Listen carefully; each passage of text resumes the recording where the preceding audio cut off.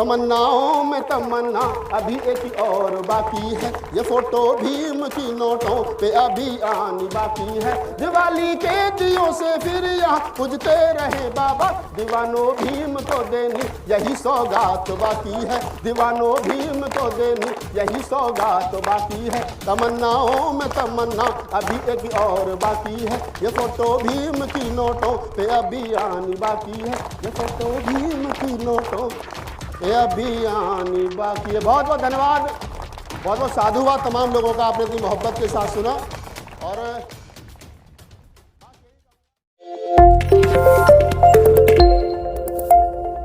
एक कविता छोटी सी सुना देता हूं, महिलाएं बैठ जाएं।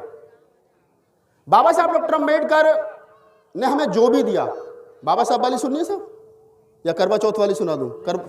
बाबा साहब वाली, चलिए बाबा साहब वाली सुनिए। अच्छा ठीक है। कि कहीं अधिकार की बातें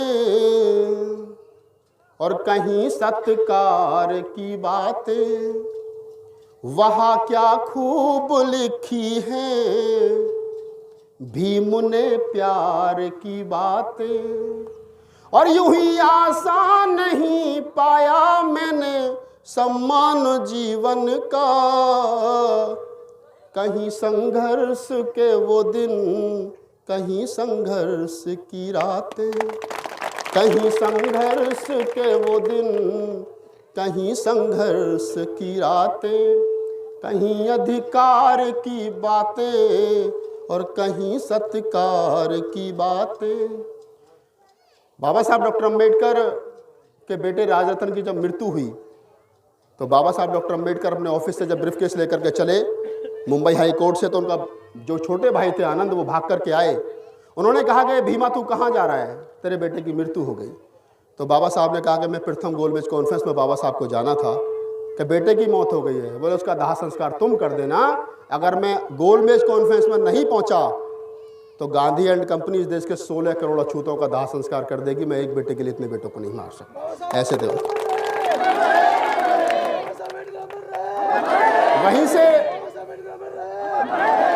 वहीं से मैंने 4 पंक्तियां उठाई, कहने की कोशिश की।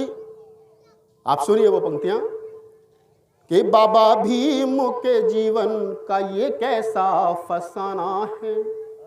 आंखें नम हो जाती जब मैं खुद पढ़ता हूं इस पंक्तियों को, कि बाबा भीम के जीवन का ये कैसा फसाना है, और घर में लाश बेटे की उन्हें लंदन को जाना है। बाबा साहब ने 18 मार्च 1956 को आगरा की धरती पर एक बात कही थी। उन्होंने कहा था कि ये कारवां बड़े कष्ट और मुसीबतों से मैं यहाँ तक लाया हूँ, अगर मेरे अनुयायी इसको आगे ना ले जा सके तो यहीं छोड़ दें, ये किसी कीमत पर पीछे नहीं जाना चाहिए। लेकिन हम लोग क्या कर रहे हैं, ये संगठन वो संगठन, एक मेरा संगठन, मैं अध्यक्ष, हमने लाखों संगठन बना करके बाबा साहब के कारवां को तिर-तिर कर दिया। मैं कहता हूं कि बाबा भीम के जीवन का ये कैसा फसाना है, और घर में लाश बेटे की उन्हें लंदन को जाना है, और बड़ी मुश्किल से आया है यहाँ तक कारवां यारो, इसे जाने ना दो पीछे, इसे आगे ले जाना है, इसे जाने ना दो पीछे, इसे आगे ले जाना है, कि बाबा भीम के जीवन का ये कैसा फसाना है। और 4 पंक्तियां, जिन पंक्तियों ने राहुल नागपाल को राहुल नागपाल बनाया, वो विशेष कविता जो लगभग देश के विश्व के 15-20 कंट्रियों में उसको गाया गया, और साथ 17-18 भाषाओं में जिन पंक्तियों को गाया गया, पंजाबी में, भोजपुरी में, अलग अलग भाषाओं में उनको गाया गया। मैंने कभी मस्ती में 4 पंक्तियां कहीं। एक हमारे मित्र कवि हुआ करते थे, कुमार भाई, उन्होंने एक बार मुझसे कहा कि राहुल नागपाल, इस देश के अंदर बाबा साहब के कॉलेज हैं, रोड हैं, यूनिवर्सिटी हैं, पॉलिटेक्निक हैं, बाबा साहब की सबसे ज़्यादा स्टैचू हैं, और बाबा साहब को मानने वाले लोगों की क्या तमन्ना है, ऐसा क्या चाहते हो, रट लगा रखिए बाबा साहब बाबा साहब। तो मैंने मस्ती में 4 पंक्ति कहीं, मुझे मालूम भी नहीं था ये इतनी फेमस हो जाएंगी। तो सुनिए वो पंक्तियां मैं पढ़ता हूँ कि तमन्नाओं में तमन्ना अभी एक और बाकी है। कौन सी तमन्ना बाकी है? मैं ऐसे नहीं जा पाता। जब मैं कभी ऐसे गाने वालों को देखता हूं तो मुझे लगता है कि ये वो लोग हैं जिन्होंने अपने एक हारमोनियम के, ढोलक के माध्यम से गांव देहात में मूवमेंट को जिंदा रखा है। आप साधुवाद के पात्र, एक बार इनके लिए ताली बजाओ, ये बहुत अच्छा काम कर रहे हैं। क्योंकि संगीत एक ऐसा माध्यम है, साहित्य एक ऐसा माध्यम है जो सीधा सीधा दिमाग पे असर करता है। बाबा साहब डॉक्टर अम्बेडकर ने खुद कहा था कि मेरा 1 घंटे के भाषण से बेहतर है 5 मिनट की कोई कविता, कोई गीत, अगर आपको सीधा असर कर दे। तो मैंने कहा, सुनिए आप जुड़िए, कि तमन्नाओं में तमन्ना अभी एक और बाकी है। क्या तमन्ना बाकी है बाबा साहब के बेटे बेटियों की? कि तमन्नाओं में तमन्ना अभी एक और बाकी है, ये फोटो भीम की नोटों पे अभी आनी बाकी है। मैंने पार्लियामेंट में खड़े होकर के पढ़ी, तो आजकल आंध्र प्रदेश के राज्यपाल हैं, उन दोनों कैबिनेट मंत्री हुआ करते थे समाज कल्याण विभाग के। उन्होंने मेरी पीठ थपथपाई, थावरचंद गहलोत जी ने मुझसे कहा कि राहुल नागपाल, आपकी कविता मेरे बच्चे बहुत सुनते हैं। रामविलास पासवान वगैरह सारे लोग अब तो नहीं रहे हमारे बीच, नेताजी नहीं रहे। तो मैंने कहा, साहब मोदी जी की वजह से झूठ बोल रहे हो, आप भी बहुत सुनते हो। ऐसा कोई नहीं है जो मुझे नहीं सुनता, बस फर्क इतना है कि सरकार के दबाव में लोग मुझे कबूल नहीं कर पाते हैं कि राहुल नागपाल को सुना। तो उन्होंने कहा कि अब तो 2000 के नोट तक तो महात्मा गांधी की फोटो फिक्स है, तो क्या किया जाए। तो मैंने जवाब दिया, इस कविता से जुड़े हुए 2 संस्मरण है, दोनों आपके साथ शेयर करता हूं। मैंने कहा कि बाबा, छोटा आदमी छोटा नोट, महात्मा गांधी 10वीं पढ़े लिखे थे मात्र, तो वो 2000 के नोट तक ठीक है, मैं कब कह रहा हूं उनको हटाओ। बाबा साहब विश्व के सबसे ज्यादा बुद्धिमान आदमी थे, 5000 की नोट लाओ, बाबा साहब की फोटो छापो, समस्या का समाधान। एक बार मैं हरियाणा के करनाल में, मेरा शो था, और वहां एक हमारा छोटा भाई है, सिंगर है, वहां जैसे भाई लोग गाते वैसे गाता है, परवीन बरसी, उसने गीत गाया था छोरा में चमार का, उधम सिंह का फैंस हूं, बड़ा हिट था उसका सॉन्ग वो। तो वो बड़ा नाराज हो गया, मुझसे होटल में लड़ने के लिए आ गया। बोले, भैया तुमने कह दिया कि बाबा साहब की फोटो नोटों पर होनी चाहिए, अगर बाबा साहब की फोटो नोटों पर आएगी तो सिवा उसके शीला के कोठों पर, मुन्नी की जवानी पर लुटाई जाएगी, बाबा साहब का तो बड़ा अपमान होगा। तो मैंने सोचा यार बात तो इसकी ठीक है। तो मैंने फिर कहा कि अगर बाबा साहब के नोट, फोटो से छपी हुई नोट शीला के गानों पर, मुन्नी के कोठों पर लुटाई जाएगी, मुन्नी के डांस पर लुटाई जाएगी, और मुन्नी जब नाचते नाचते थक जाएगी और वो अपने पैर के घुंघरू खोलेगी, और जब नीचे से नोट उठाएगी और बाबा साहब को देखेगी, तो आंखों में आंसू लाकर के इतना जरूर कहेगी कि हे नारी के मुक्तिदाता, तेने आने में इतनी देर क्यों लगा दी। और उस दिन के बाद में मुन्नी का भी पैरों में घुंघरू नहीं बांधेगी। उसके बाद मुन्नी का भी पैरों में घुंघरू नहीं बांधेगी, वो अपने बच्चों को पढ़ाएगी, लिखाएगी, शिक्षित होगी। और जो लोग रात के अंधेरे में बाबा साहब की मूर्ति तोड़ करके चले जाते हैं, फिर दिवाली के दिन थाली में रख करके पूजा भी करेंगे, ये बाबा साहब का काम होगा। कविता कंप्लीट करता हूँ आप लोगों को, कि तमन्नाओं में तमन्ना अभी एक और बाकी है, ये फोटो भीम की नोटों पे अभी आनी बाकी है, और दिवाली के दियों से फिर यहाँ पूजते रहें बाबा, दीवानो भीम को देनी यही सौगात बाकी है, दीवानो भीम को देनी यही। हाथ खोलो दोनों। तमन्नाओं में तमन्ना अभी एक और बाकी है, ये फोटो भीम की नोटों पे अभी आनी बाकी है, दिवाली के दियों से फिर यहाँ पूजते रहे बाबा, दीवानो भीम को देनी यही सौगात बाकी है, दीवानो भीम को देनी यही सौगात बाकी है। तमन्नाओं में तमन्ना अभी एक और बाकी है, ये फोटो भीम की नोटों पे अभी आनी बाकी है, ये फोटो भीम की नोटों पे अभी आनी बाकी है। बहुत बहुत धन्यवाद। कि पत्नी बोली करवा चौथ पर एक साड़ी दिलवाओ, तो हमने कहा करवा चौथ के फायदे बतलाओ। बिल्कुल सिंपल भाषा में कविता सुने, कविता ऐसे भी सुनाई जाती है, मैं से सुना रहा हूं कि पत्नी बोली करवा चौथ पर एक साड़ी दिलवाओ, हमने कहा करवा चौथ के फायदे बतलाओ, तो पत्नी बोली उमर पिया एक व्रत में 1 बरस बढ़ जाएगी, और मौत तुम्हारे कभी नहीं नजदीक आएगी।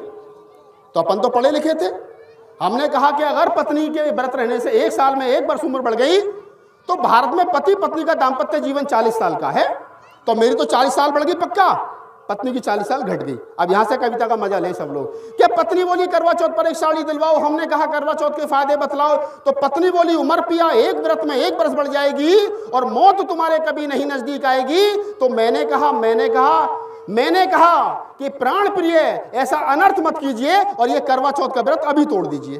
ताली बजाओ यहां। कि मैंने कहा प्राण प्रिय ऐसा अनर्थ मत कीजिए, ये करवा चौथ का व्रत अभी तोड़ दीजिए, क्योंकि तुम्हारे व्रत रहने से मेरी उम्र 40 वर्ष बढ़ जाएगी। पगली मैं तो 100 वर्ष तक जीऊंगा, तू 60 में निपट जाएगी। पगली मैं तो 100 वर्ष तक जीऊंगा, तू 60 में निपट जाएगी। वो 40 साल में किसके सहारे जीऊंगा, किसके हाथ की चाय और कॉफी पीऊंगा? वो 40 साल मैं किसके सहारे जीऊंगा, किसके हाथ की चाय और कॉफी पीऊंगा? और चाय की चाहत जब मुझे भाभी के घर तक ले जाएगी तो भाभी फिर मुझे रणवा कहकर के चिढ़ाएगी। जिनकी पत्नी नहीं है उनसे पूछो क्या हाल है बेचारों का, घर में नहीं घुसने देता कोई। कि चाय की चाहत जब मुझे भाभी के घर तक ले जाएगी तो भाभी फिर मुझे रणवा कहकर के चिढ़ाएगी। ऐसे तानों को मैं कैसे सह पाऊंगा, और ज्यादा कुछ कहूंगा तो भतीजों से पिट जाऊंगा। ऐसे तानों को मैं कैसे सह पाऊंगा, ज्यादा कुछ कहूंगा तो भतीजों से पिट जाऊंगा। मेरा एक काम कीजिए, पहले मेरे 40 वर्षों का इंतजाम कीजिए। मेरा एक काम कीजिए, पहले मेरे 40 वर्षों का इंतजाम कीजिए, और ऐसा नहीं कर सकती हो तो छोड़ दीजिए, और ये करवा चौथ का व्रत अभी तोड़ दीजिए, अभी तोड़ दीजिए, अभी तोड़ दीजिए, अभी तोड़ दीजिए। बहुत बहुत धन्यवाद, बहुत बहुत साधुवाद। बस एक बात चलते चलते बोल देता हूँ आप लोगों के कि बुलाते रहोगे तो आता रहूँगा। जितने लोग बैठे हैं, मैं बिन बुलाए मेहमानों में समझता हूँ। आज की तारीख में भारती जी ने, हमारे बड़े भाई, उन्होंने कहा कि चलना है तो मैं चलो, चलते। एक दावत ऐसी भी सही, हमारे यहाँ तो कहते थे भारती जी बुलंदशहर में एक के साथ एक फ्री, तो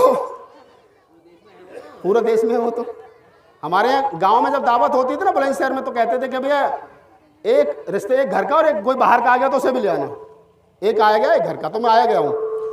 तो मैं कहता हूँ कि बुलाते रहोगे तो आता रहूँगा, तराने भीम के सुनाता रहूँगा, और मैं भीम बुद्ध के मिशन का छोटा सा सिपाही इन मनुवादियों के छक्के छुड़ाता रहूँगा।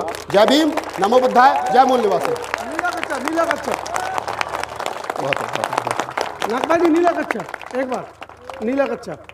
चलो ठीक है, एक बार बैठ जाइए। खड़े रहो एक सेकंड। खड़े रहिए। मैंने एक शेर कहा था कभी, जब सरकार बनी, मुझे मालूम नहीं था कि इतना फेमस हो जाएगा। ये रंगों की लड़ाई है इस देश के अंदर। इस देश को कुछ लोग भगवा रंग में रंगना चाहते हैं। हरा देख लेते हैं कि मुसलमान है, भगवा देख लेते हो तो हिंदू है। मैं कहा भैया इस दोनों के बीच में एक छूट गया, हमारे वाला नीला, इसको कहाँ गिनोगे? हम हिंदू तो है नहीं और मुसलमान हम हो नहीं सकते, तो हम कौन है? हम बहुजन हैं। तो ये जिनके पास आजकल उधार की पैंट आ गई है ना आरएसएस वालों के पास में, मैंने कभी मस्ती में एक शेर कहा, मैं कहा पहचान लेना। मोदी जी ने कहा कि कपड़ों से पहचानना, तो मैंने कहा कि रंगों से पहचानना। मैंने कहा कि हम नीली निक्कर वाले हैं। हमारी कच्चा राहुल नागपाल जब पैदा हुआ तो माँ का घाघरा नीला था। यहाँ से सुने पहचान क्या होती है, कि जब राहुल नागपाल पैदा हुआ तो माँ का घाघरा नीला था। जब स्कूल जाना शुरू किया तो हाफ पैंट नीला था। जब 18 साल की उम्र में झगड़ा हुआ, जब ब्लड चाहिए था तो समता सैनिक दल का झंडा नीला था। और जब पहली बार वोट डाला तो हमारा रंग नीला था। और हम जब मरेंगे तो कफन नीला होगा, नीले के साथ गद्दारी नहीं करेंगे। तब कहता हूं कि हम नीली निक्कर वाले हैं, हम नीली निक्कर वाले हैं, वो खाकी निक्कर वाले हैं। रंग से पहचान लो, मोदी जी कहते हैं कपड़ों से पहचान लो, हम भी कह रहे हैं कपड़ों से पहचान लो। भैया हमारी भी देश के अंदर पहचान है, 85% हम लोग हैं, तो हमारी पहचान मानवर साहब काशीराम बता गए कि हम नीली निक्कर वाले हैं, ये खाकी निक्कर वाले हैं। और रिश्ता बहुत पुराना है। मैंने शेर पढ़ा, मेरी घरवाली ने मुझसे कहा कि इतना कड़वा मत पढ़ा करो, कोई गोली मार देगा। मैं कहीं खाकी निक्कर वालों को भांजा लगता हूँ, कोई गोली नहीं मारेगा, बहन से ज्यादा भांजा प्यारा होता है। इन खाकी निक्कर वालों का भांजा लगता हूं मैं। बाबा साहब के घर में जो थी, जो हमारी माँ थी, जो हमारी दादी थी, हम उसके पोते हैं हमारे। और ये कौन है बताइए? तुमको रिश्ता बता रहा हूं मैं आपको, बस समझ लेना कि पंक्ति में हल्का सा इशारा कि मैं नीली निक्कर वाले हैं, ये खाकी निक्कर वाले हैं, हम बाबा साहब के बेटे हैं, ये बाबा साहब के साले हैं। बात धन्यवाद, साधुवाद बहुत।